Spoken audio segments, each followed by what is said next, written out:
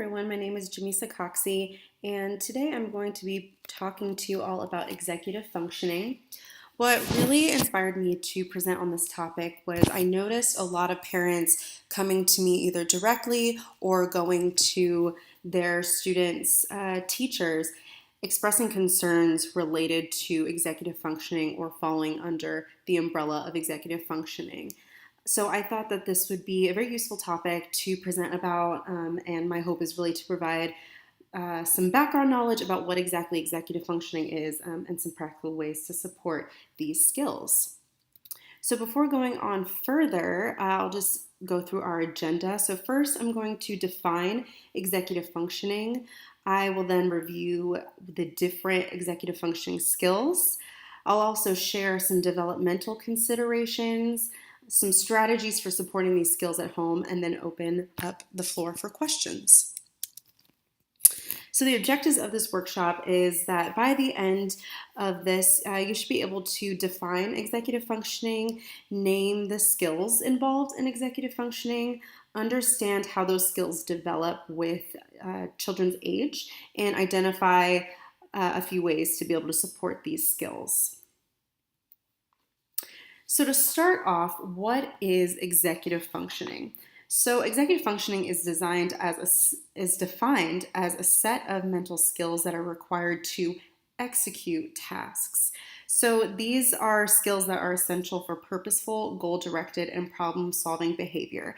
And I like to think of the role of a chief executive officer when I think of executive functioning. You have that word executive in common there. And when you think of the role that a CEO plays in a business, you have to have a strong CEO in order to run a business effectively. And so I'm just going to read the role description of a CEO. A CEO is responsible for leading the development and execution of the company's long-term strategy with a view to create shareholder value. The CEO's leadership role also entails being ultimately responsible for all day-to-day management decisions and for implementing the company's long and short-term plans. So really, when you think about it, a CEO is managing everything going on. The words that really stand out to me in that role description are leading, execution, strategy, responsibility, management decisions, long and short-term plans. And you'll see how all of those things relate to our executive functioning skills because our executive functions really do manage everything going on in the brain. And so overall, executive functioning is a really broad umbrella term under which many skills fall. And I'm going to break down what those skills are shortly. But first, before I get into that, I want to talk about why executive functioning is important. Why are we talking about that today? Research has shown that strong executive functioning skills are good predictors of academic success, and that is because these skills are involved in every single academic task and demand, and they really are considered to be foundational skills for learning. There are also academic, social, behavioral, and adaptive implications for executive functions. So executive functions aren't just important for academics, they really come into play in all areas of our lives. And as you'll learn when we discuss the different skill areas, you'll see how executive functioning interferes with social interactions, day-to-day tasks, expected behavior, etc. We're also talking about executive functioning because working on these skills will really help students prepare for life beyond the school setting. So when you think about it, as you learn about these skills, you'll see that in any job, employers are going to expect good executive functioning skills.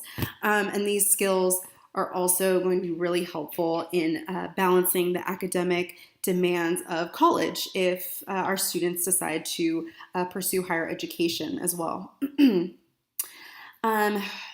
Executive functioning also, the demands on executive functioning also increase as students progress through school.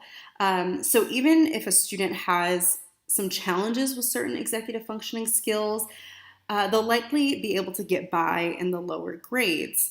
However, executive functioning weaknesses will have a greater effect later on down the road. And that's because, in middle school, that's where it really becomes apparent when some executive functioning skills are weaker because the daily demands and responsibilities are intensified. We have higher expectations for students to perform at that level.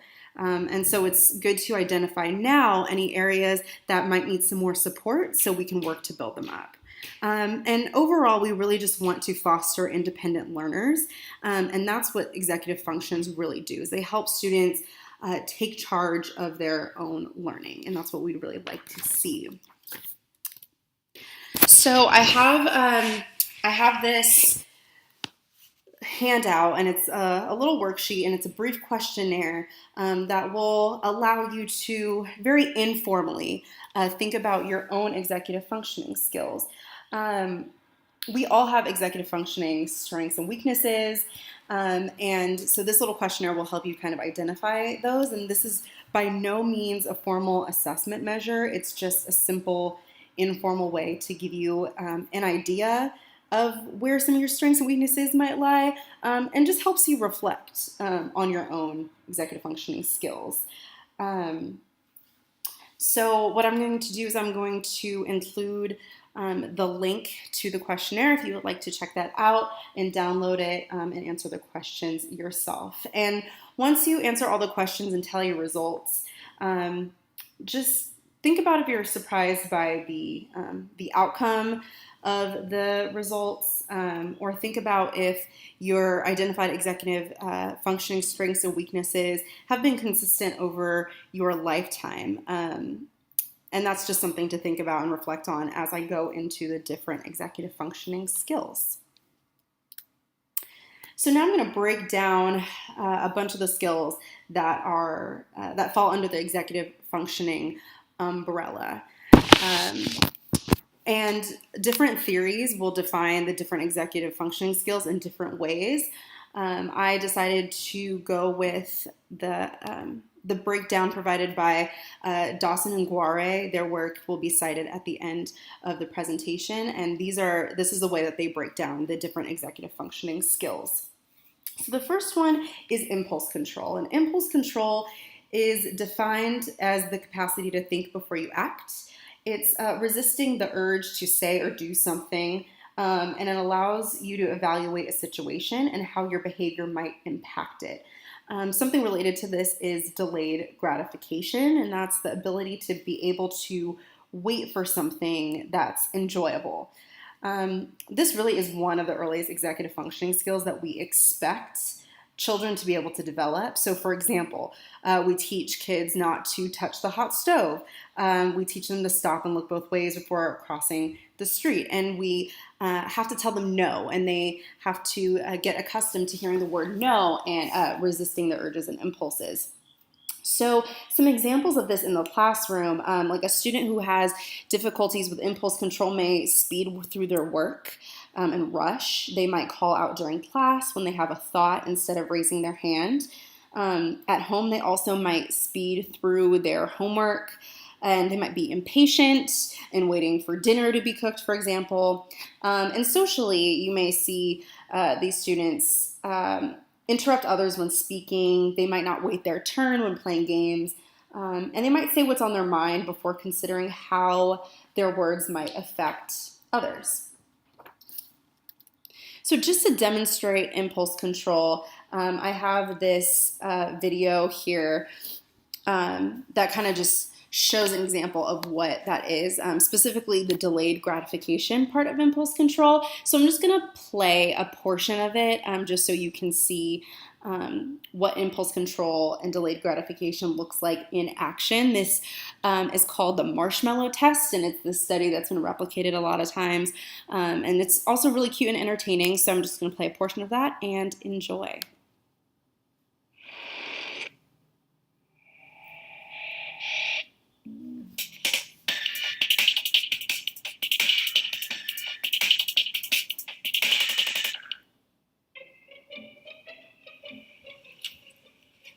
Sit in that chair. All right, here's the deal. marshmallow for you. You can either wait, and I'll give you another one if you wait, or you can eat it now. When I come back, I'll give you another one, so then you'll have two. But stay in here and stay in the chair till I come back, okay? All right.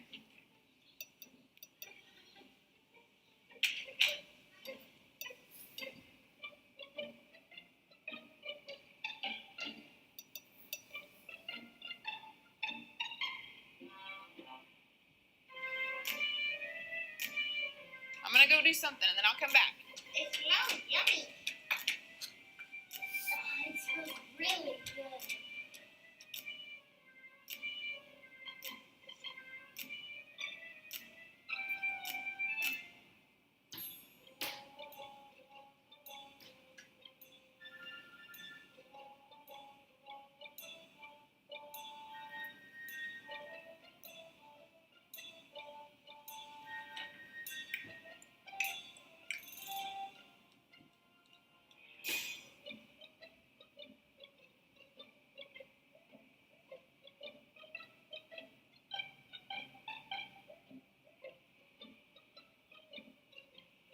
Alright, so it's up to you. You can have it now or you can wait.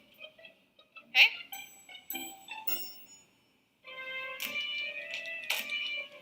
I'll be back. Stay in the chair, okay? Okay.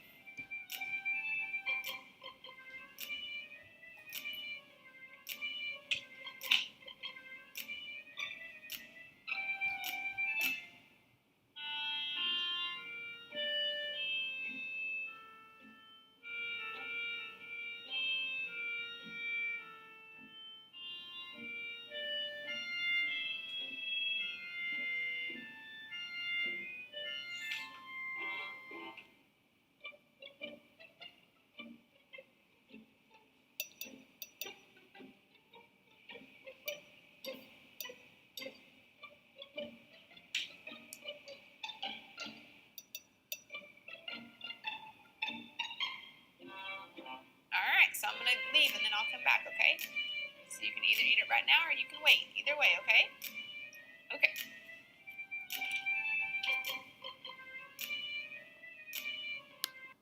Okay, so I'm going to stop the video right there. And there's just a couple things that I want to point out from that video.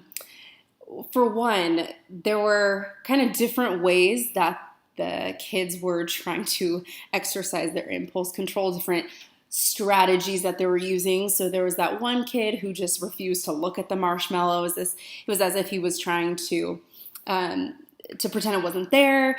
You had other kids who were trying to distract themselves. You had some who were kind of testing the waters and who would kind of put it up to their mouth or smell it or take a tiny bite. Something else that stands out to me in that video is just you can really see how for some kids it seems like it's agonizing. So you had that one kid who was sitting there and he's just holding his face and it looks like it's the most difficult thing for him to do is to resist that urge to grab that marshmallow. And then with others, it didn't seem like it bothered them as much. So I think it just really shows the differences in that skill. And the last thing I want to point out is it kind of alludes to what I'm going to speak about later on in regards to developmental considerations.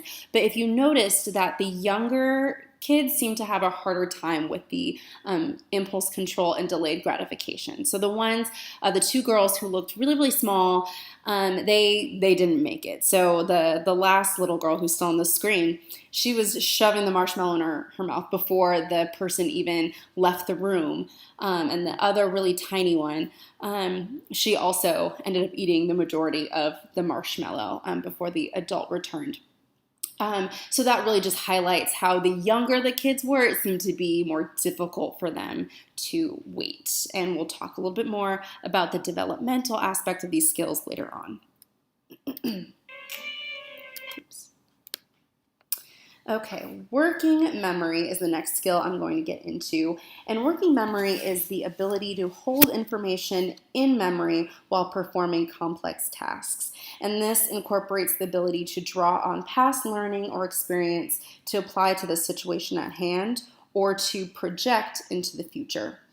This type of memory is really more than about simply remembering facts or dates or details. Working memory really involves applying, manipulating, or integrating information that's being recalled.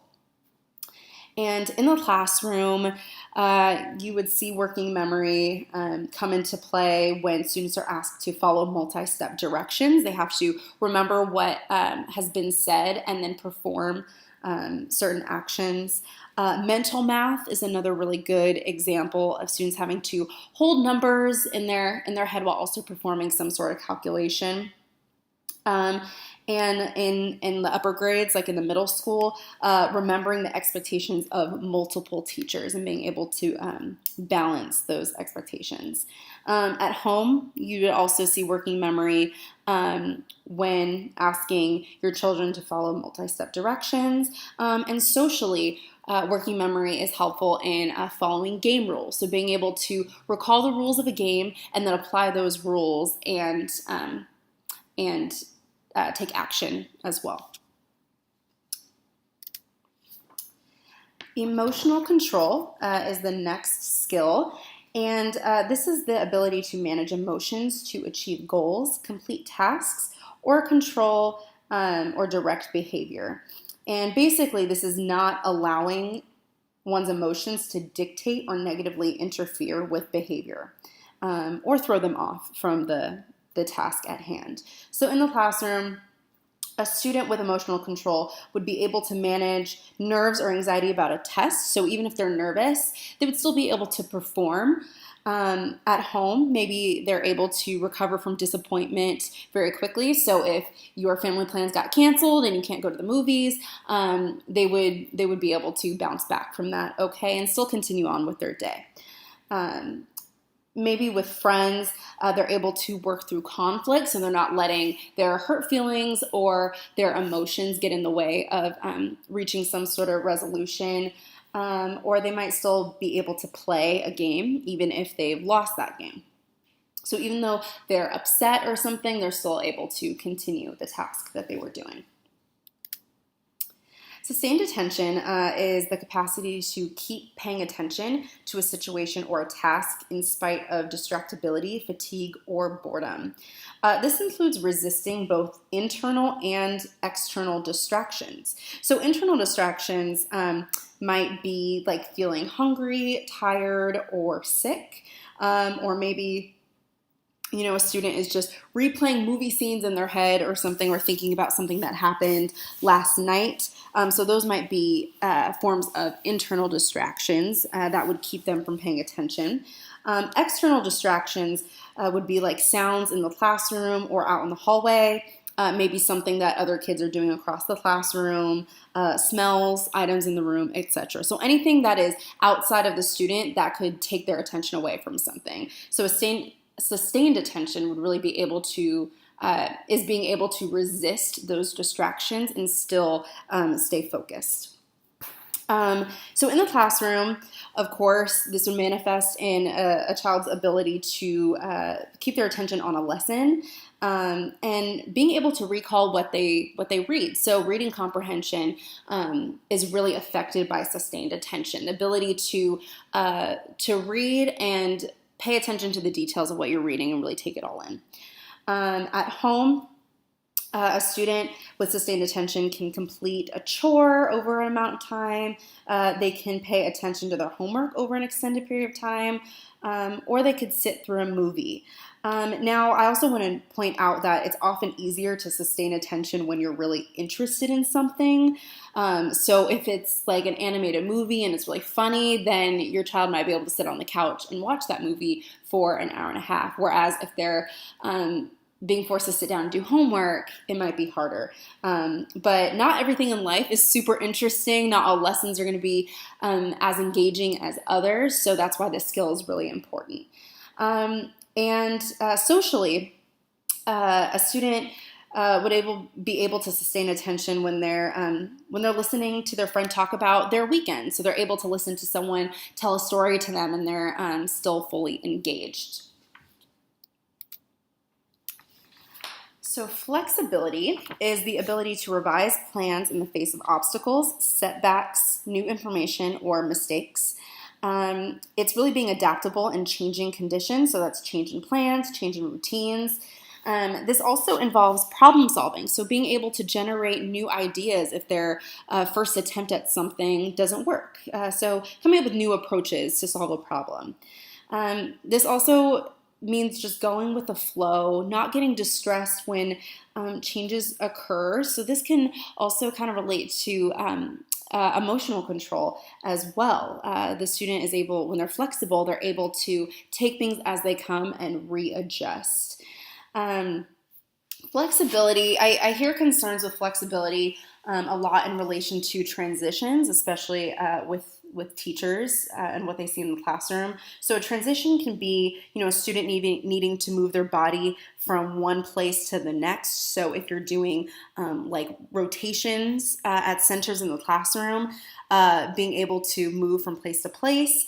A transition can also involve, though, moving your mind to the next task or topic, and that's really shifting your attention. So if, it's time to wrap up one assignment and start another task, are they able to do that smoothly? In the classroom, you'd also see flexibility if the student is able to go with the flow when routines are changed. So maybe when there's a substitute teacher or a school-wide special that throws things off. They would also be able to correct their work based on teacher feedback. So if they get some sort of correction on their assignment, they're able to take that correction and apply it to the next problem. They're also able to, as I mentioned before, identify a new way of problem solving. And at home and socially, you'd see flexibility when a student is able to accept when things don't go their way. So task initiation is being able to begin tasks and projects without procrastination and in an efficient and timely manner. This also involves being able to independently generate ideas, responses, or problem-solving strategies in order to begin a task or address a problem. In the classroom, you would see good task initiation skills when a student begins an assignment shortly after instructions are given. So instead of getting up and kind of wandering around the room or socializing, they get to work pretty immediately.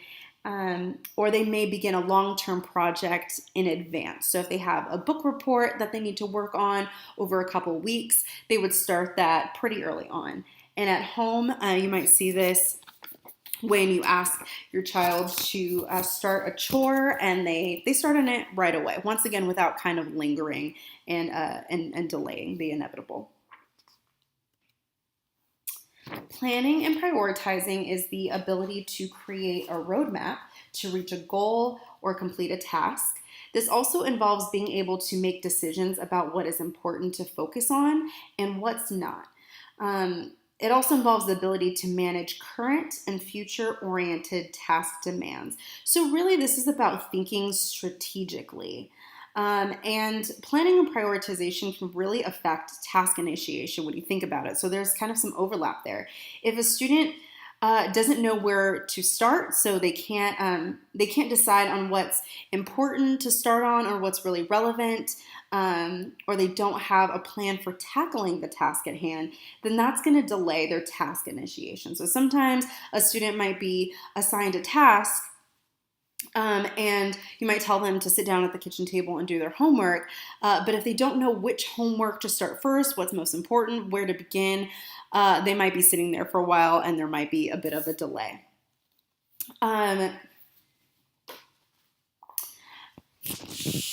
With the good planning and prioritization skills, you're not going to be overwhelmed by complicated or multi-step tasks.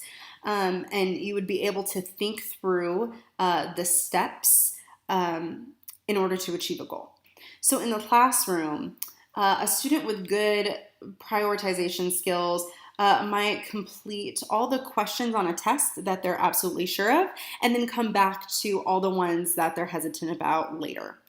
At home, your student might work on their most important homework and projects first, so maybe the ones that they think might take them longer, or the ones that are due earlier. Or they might, independently decide to do homework before watching TV or playing a game. Those are all examples of planning and prioritizing. Time management is the ability to estimate how much time one has, how to allocate it, and how to stay within time limits and deadlines. And this is a sense that time is important. So really that sense of urgency sometimes with certain tasks and demands. Once again, this one overlaps a lot and is highly related to planning and prioritization. Planning out your time is really what time management is about. And in the classroom, students with good time management can finish assignments within time limits. So if they're given until recess to finish something, they're able to effectively do so. And at home, maybe they can finish a chore within time limits. So if you say, okay, we're going to dinner at 5 p.m., you need to get your room clean before then, they're able to do that. And maybe they're able to get ready for school on time. So they have that sense of urgency, like time is important, they need to get up and get going. Organization is one of those pretty clear and straightforward ones. And so this is the ability to create and maintain systems to keep track of information or materials. This can involve keeping work, play, and storage spaces in order. In the classroom, as an organized student will have the materials necessary to complete classwork and participate. They should be able to locate homework assignments to turn in. And at home, the student would put toys and items back in their designated places. They can identify where things are when you ask them pretty quickly.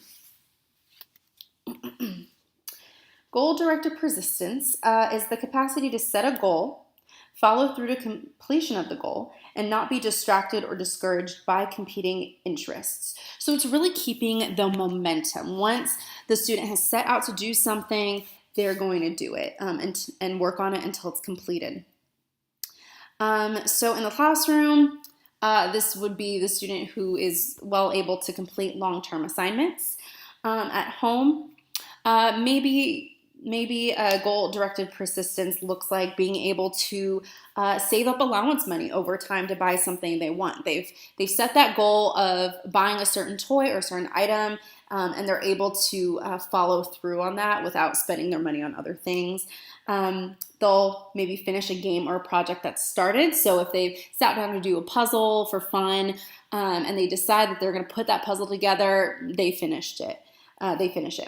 And or if a friend asks them to come over and hang out after school, they might say that they have to finish their project first because they've set that goal and have already started a project, and so they're going to get that done before participating in other activities.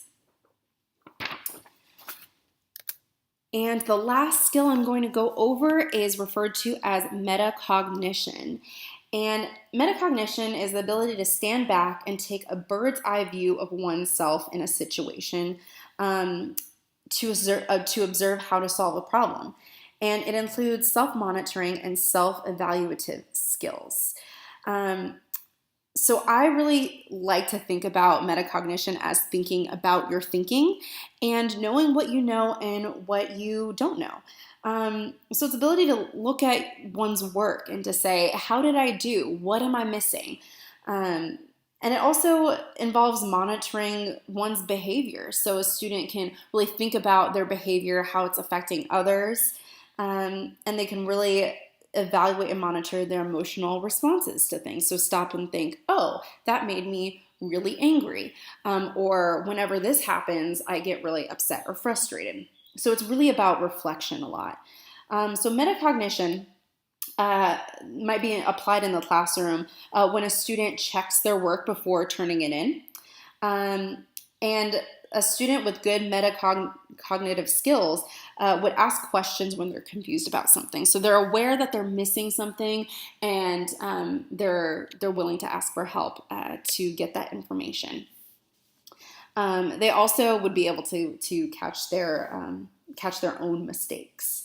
And at home and in social situations, A student would be able to reflect on how they might have hurt someone's feelings, so they can really see how what they have done might have affected others, and they can recognize maybe how their behavior might be bothersome to a peer or to a sibling.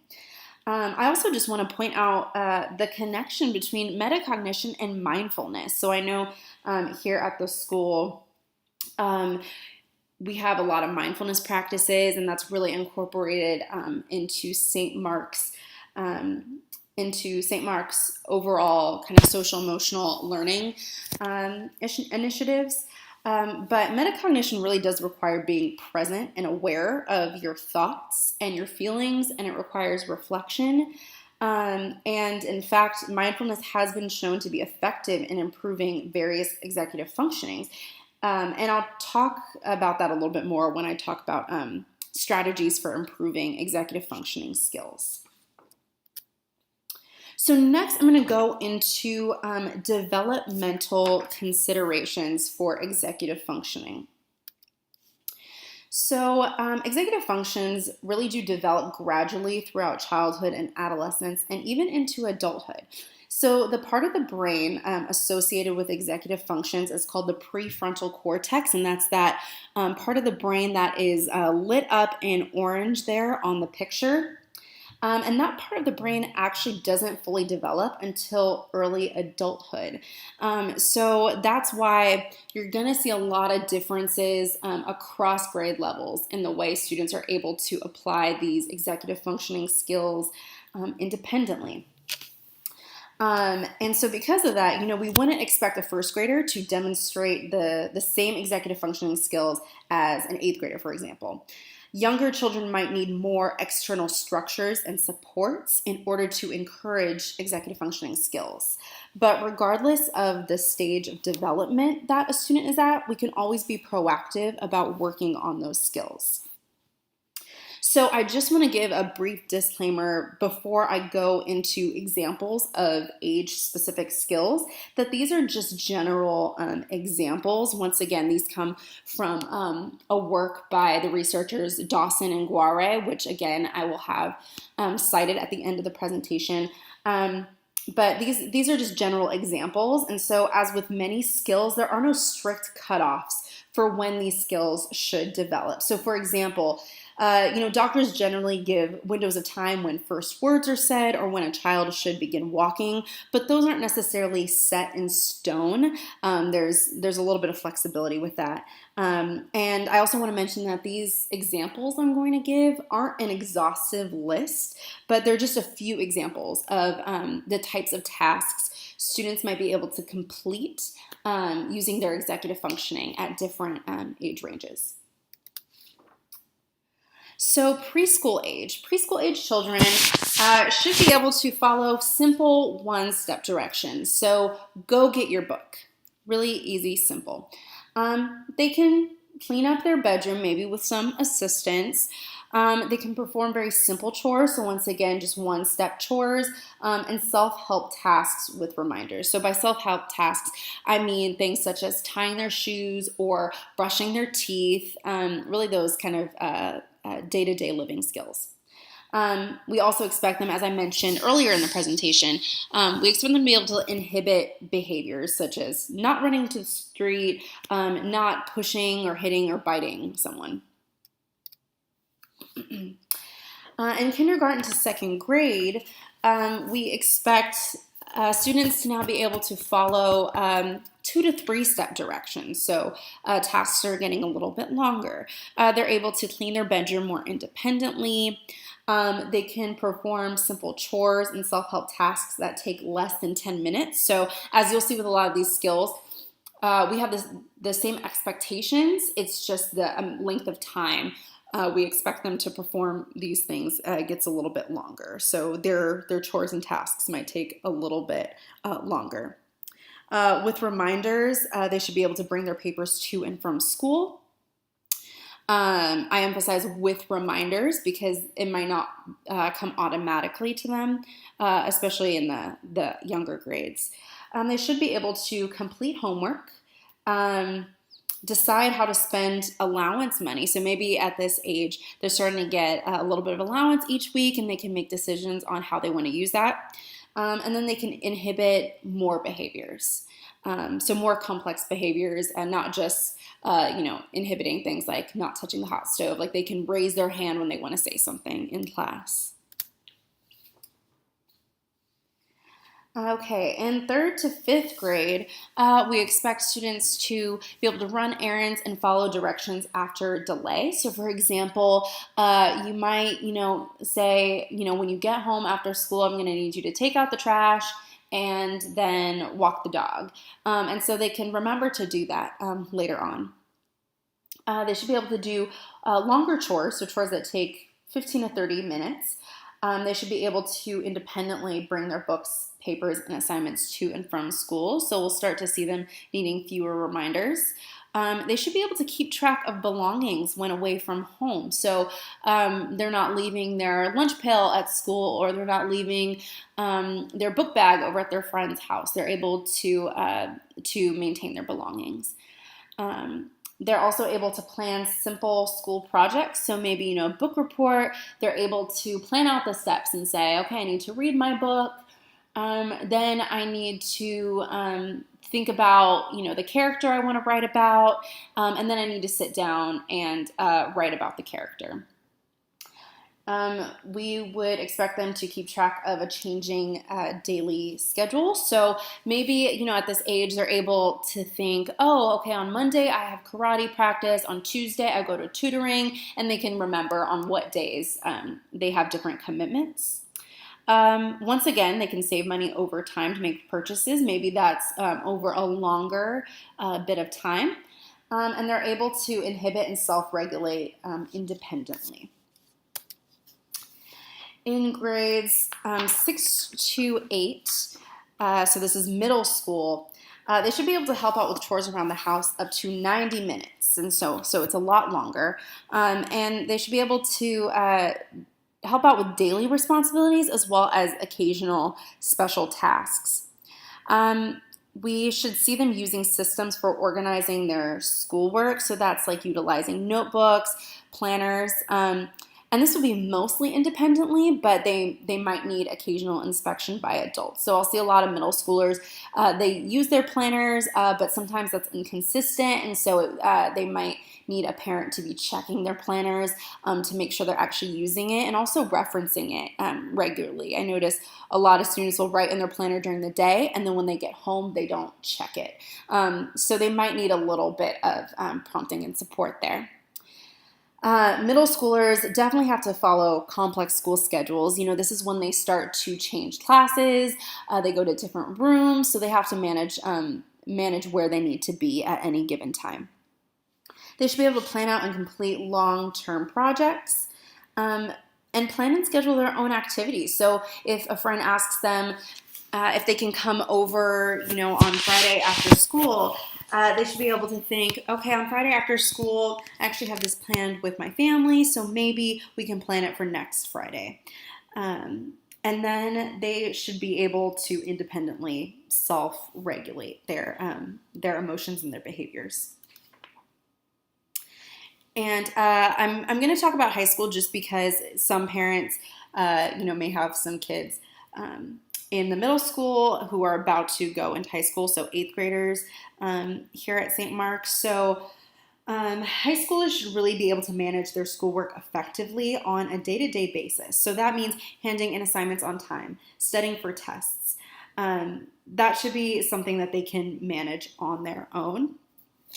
They should start establishing and refining long-term goals and make plans for meeting those goals. So if they decide that they want to, enter a debate competition at school, and that's their goal, they should be able to come up with the steps on how they're going to prepare for that and really be able to follow through.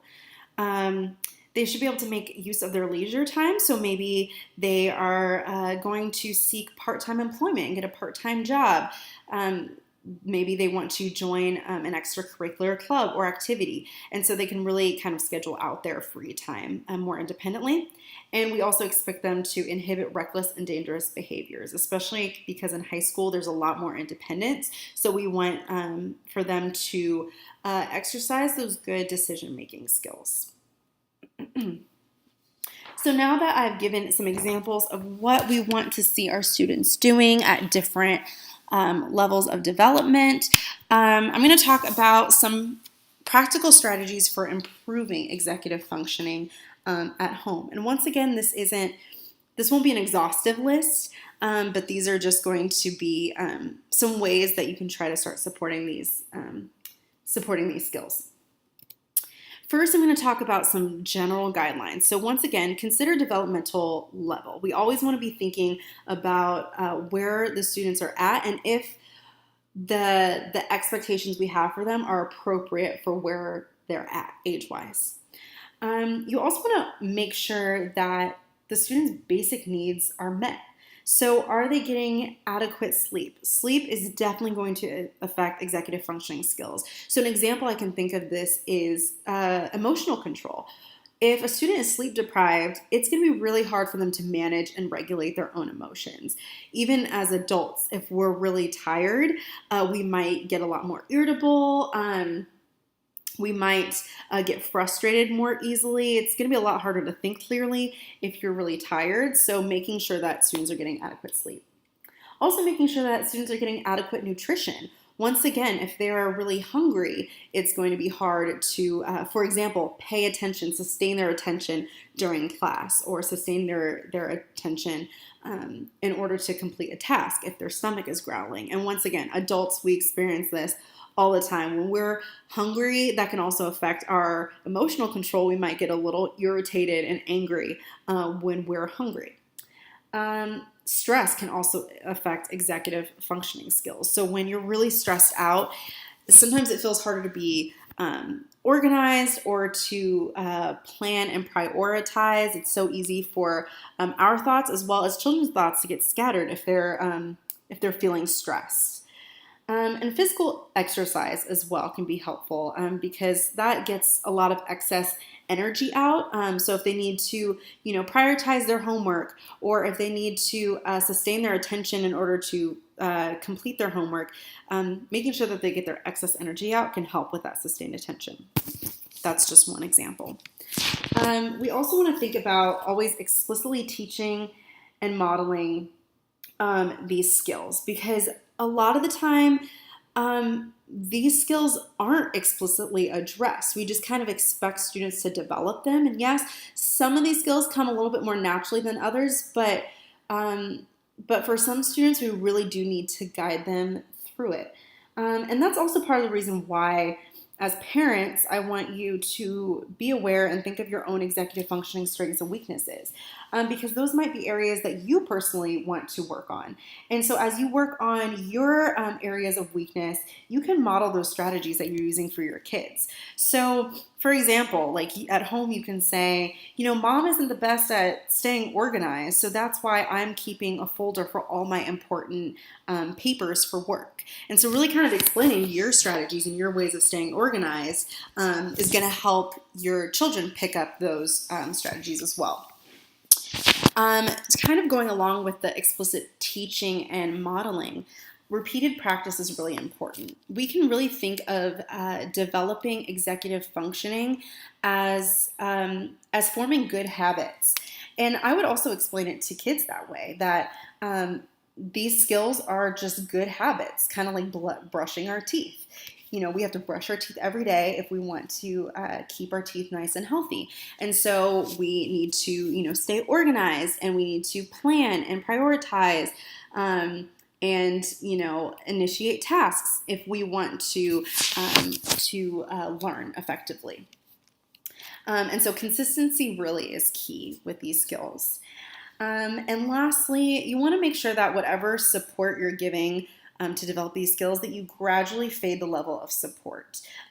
We tend to call that scaffolding too. So you kind of guide them at first in using these skills, and then you kind of slowly start to back away. So you want to lessen the supervision as the child demonstrates mastery. So for example, I'll go back to the example of checking and monitoring a student's planner. So once you've noticed that the student is actually getting really good about writing their planner, coming home and checking it automatically every day when they get home, then you don't necessarily have to every day start saying, okay, open up your planner and let me see it. Maybe you'll just check it once a week. And then when they get really good at it, then you can even step back from that. So you always want to gradually fade the level of support so they gain that independence in using these skills and can apply them on their own.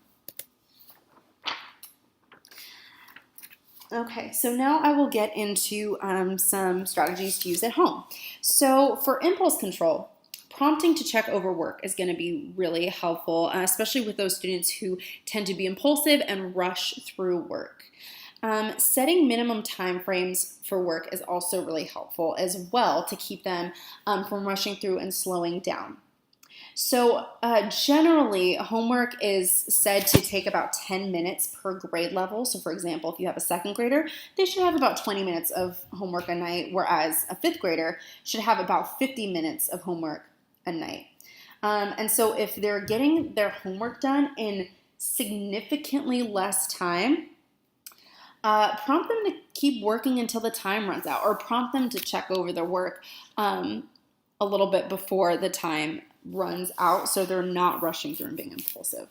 And also just using verbal prompts. So I really like to use the prompt of stop and think with students. So before they jump into a task or when they're participating in some sort of activity, to prompt them to stop and think. Stop and think about how their actions might affect others.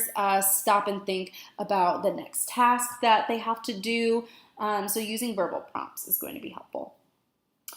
For working memory, using sticky notes is a really good way of just managing information that's coming in and just writing down important information. That's something that I personally have to do because my working memory isn't the greatest. So really encouraging your kids to write things down so they're not trying to just hold it all in memory.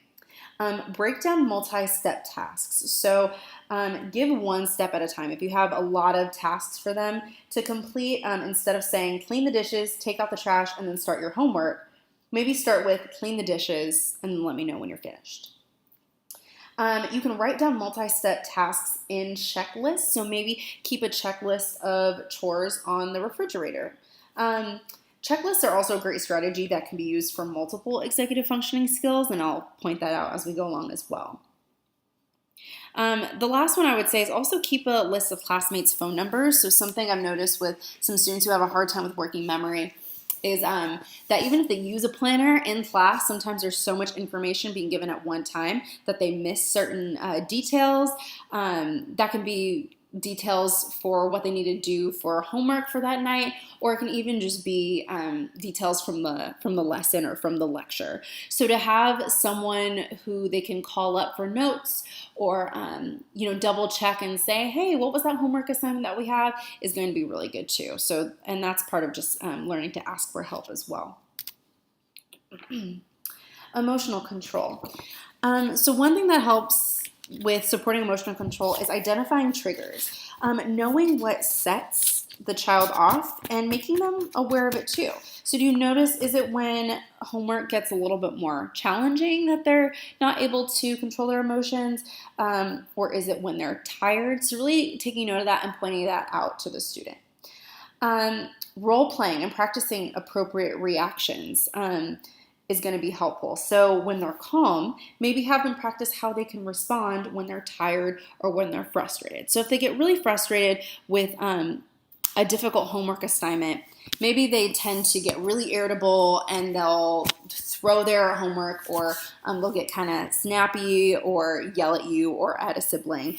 And so when they're calm and not feeling as frustrated, practice ways that they can more appropriately express that frustration.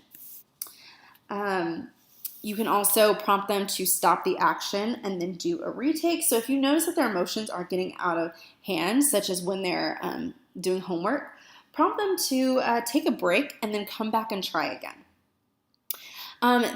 Emotional control is another area in which mindfulness techniques are also going to be helpful. So just prompting them to think about how they're feeling in the moment, how they are reacting to something, paying attention to their emotional responses is going to be helpful in increasing their awareness, so then they can respond in different ways.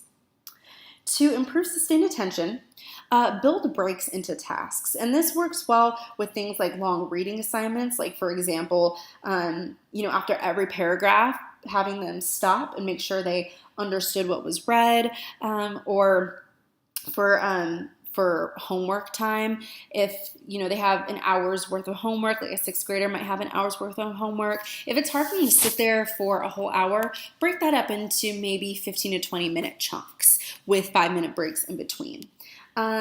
You can also gradually increase that work time. So maybe you have them work for 10 minutes and then take a break, and you do that for a while. And then maybe the next week you say, okay, let's see if you can work for 15 minutes. And you can also make this kind of like a challenge or like a game and kind of make it fun, and maybe use some sort of chart to help them track how long they're able to sustain their attention. And also minimize distractors, especially those external distractors that I mentioned before. So make sure that your students have a quiet and clear workspace at home, and that you're providing all the necessary materials that they need. So maybe if you have multiple children and some of them are younger and they don't work on homework and they're playing in the living room might be distracting, maybe give your students some headphones to listen to some instrumental music or something to block out that noise. You can also help them identify their distractors. So point out the things that you notice are distracting for them so they can start to identify those things as well. For flexibility, visual cues for routines and schedules are helpful. So for example, keep a family calendar easily visible so they know what's going to happen each day and they can reference that, and you can go over it as a family. And for young kids, maybe doing visuals for a bedtime routine so they know how to transition from their playtime to brushing their teeth to getting their pajamas to hopping into bed. And then providing a list of tasks too, so they know, okay, when one task is done, then we go on to the next task. And that just helps routines flow smoothly for students. Highlight changes to routines when possible. So explicitly go over maybe the family calendar each week and show them how things might be different after school this week. So if maybe karate practice is canceled, and you know that their instructor isn't going to be there for the week, go over that at the beginning of the week so they know what to expect. Warn before transitions when possible. So maybe using a countdown timer so they're alerted when they need to transition their bodies or minds to another task. So if they're, just coloring for fun and you're going to want them to start their homework in 10 minutes, then setting a timer so they know when that timer goes off, it's time for them to put the colors away and to start their homework.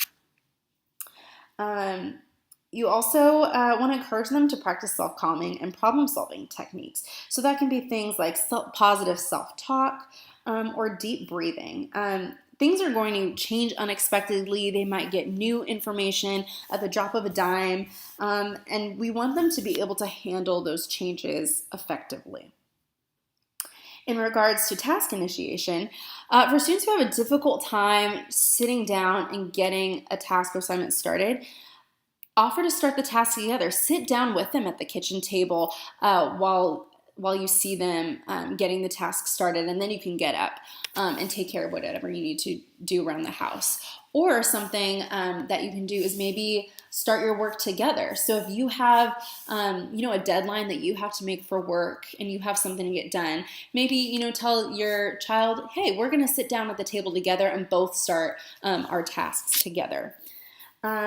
You can use timers once again to cue when to begin a task. So similar to the flexibility strategy, to use a timer tells them, okay, I need to start the task right now. And it gives a little bit more of that sense of urgency. And you can use contingencies as well. So making connections like the sooner you start your homework, the sooner you can play a game, sometimes gets students to jump up into action.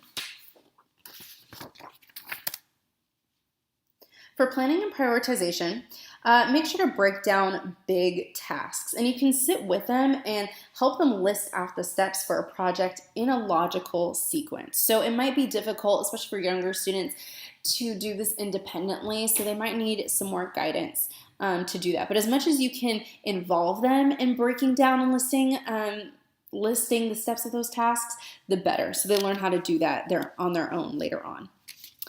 Prompt them to use a planner and check it frequently. So I mentioned that earlier. Provide opportunities to plan and prioritize daily tasks. So even if you're just doing things as a family together in the afternoon, maybe put them in charge of trying to plan out those tasks. So if you're planning on going to the park and you're going to go to the movies and you're also going to go to dinner, have them try to plan those out in a logical sequence. And that'll also give them a sense of ownership as well. And show them how to prioritize based on due dates, difficulty level, or stress about the task. So I find that students often, it's a little bit more clear to prioritize based on due dates, and I feel like students get that a little bit more easily. But have them consider the difficulty level or the stress about their task. So maybe talk to them and ask, how do you feel about this assignment? How do you feel about this assignment? If there's one that they feel is a little bit more difficult or they're a little bit more anxious about, then encourage them to start those tasks first, and then they can complete the easier ones later. For organization, designate a weekly backpack and folder cleaning time. So one of the things I hear so much from parents and from teachers is that students have no idea where things are. Their backpacks and their folders and their binders are a complete mess. Things are thrown all over the place.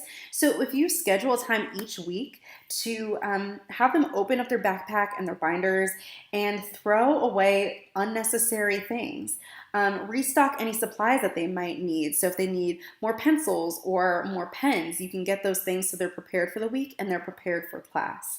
And rearrange materials. So sometimes, in transitions in between classes, especially for middle schoolers, things end up just getting shoved in there. So to have them take time to sit down and rearrange things, put things in the right divider, that'll be really helpful for them. And once again, making sure that there's an organized workspace at home. For time management, encourage them to use calendars and planners once again, and have them allocate time for each task.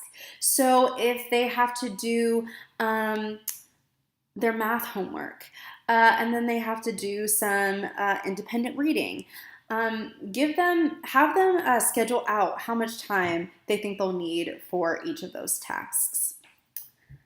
For goal-directed persistence, practice goal setting at home. And this is something else that you can do maybe as a family. So for example, if as a family you decide that you want to be more active and be a little bit healthier, work with your child to set that goal and then list out ways to achieve that goal. So you can say, as a family, we're going to make sure that we go out and take a 10-minute walk around the neighborhood each day.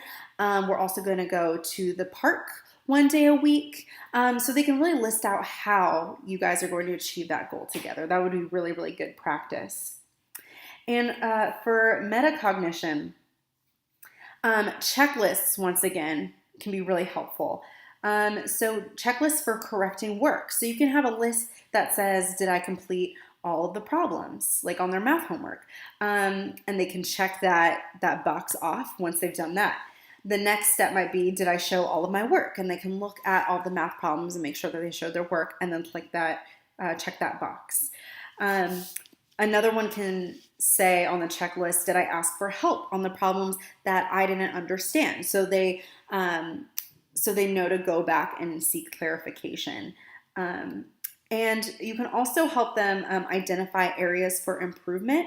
What this might look like is maybe they have a study guide for an upcoming test, and teach them to put stars next to the questions that they have most difficulty with. And then that alerts their brain that those are the areas that they need to focus on when study. So you can really encourage them to, as they go, take notice of which problems are taking them the longest, which ones they didn't understand, and then they know that that's where they should focus their time and energy because those are areas of weakness.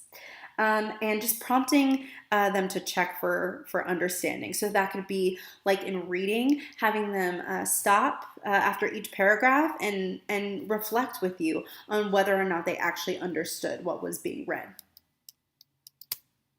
So once again, those were just all some examples of the ways that you can support these different executive functioning skills.